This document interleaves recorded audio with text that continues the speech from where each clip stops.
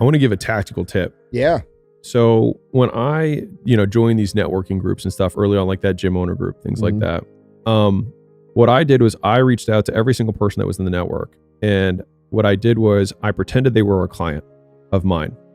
And I had certain skills. Like for me at the time when I was starting out, the only thing I knew how to do was write sales scripts, build sales processes. So I offered every single person to go review all of their sales scripts, review their sales processes. And I did it like it was an actual project that I got paid for. And so I'd hop on the phone and I would have pages of notes, how I'd rewrite everything. And they were like, whoa, dude, like I thought you were just going to give me a couple, like, dude, what you want them to say is this is too much. Dude, this is too much.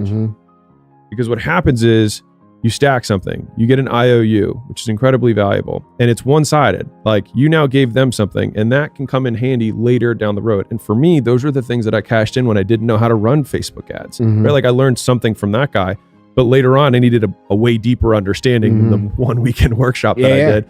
And I hopped on with a person, and I had hopped on with plenty of others who've never given me anything back, and that's okay. Because when I did need something, I did have somebody in my phone book where I was like, oh, I did that thing. I wonder if I wonder if they'd help me out with this thing. And so what happens is you basically plug into everyone else's network and skills by giving first.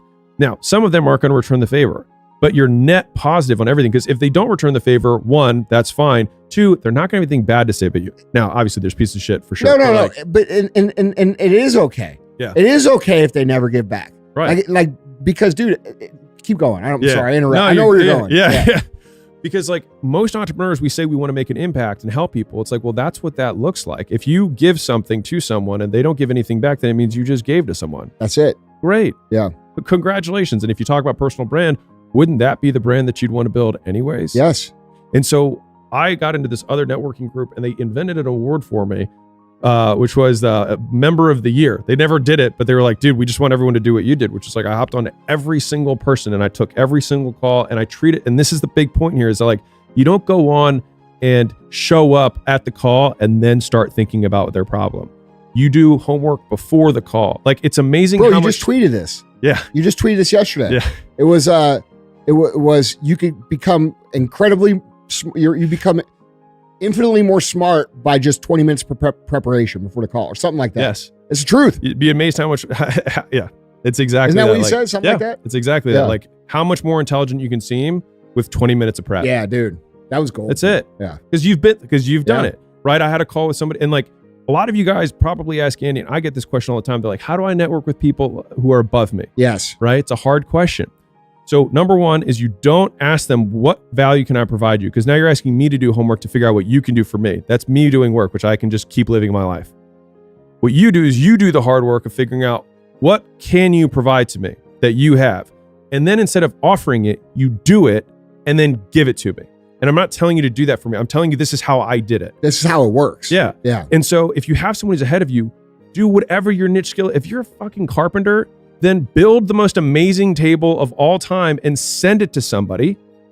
And you know what they're going to do? They're going to get it and be like, this is too much. I can't believe somebody did this.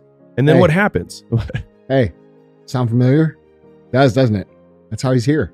Oh. You're explaining how he got here. That's the game, yeah. Right? Like half the editors I have, they're like, hey, I went through all of your old clips that are on YouTube. I clipped 20 of these short reels. This is what I did. And they sent them all to my creative director. And he was like, oh, this kid's good.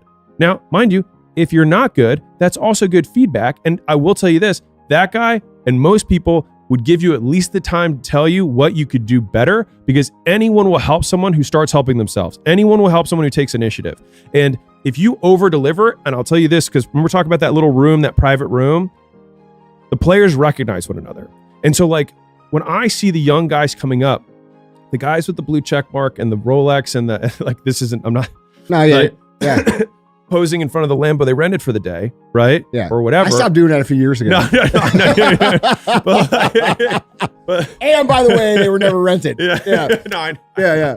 But like, those people only impress people who don't know what players look like.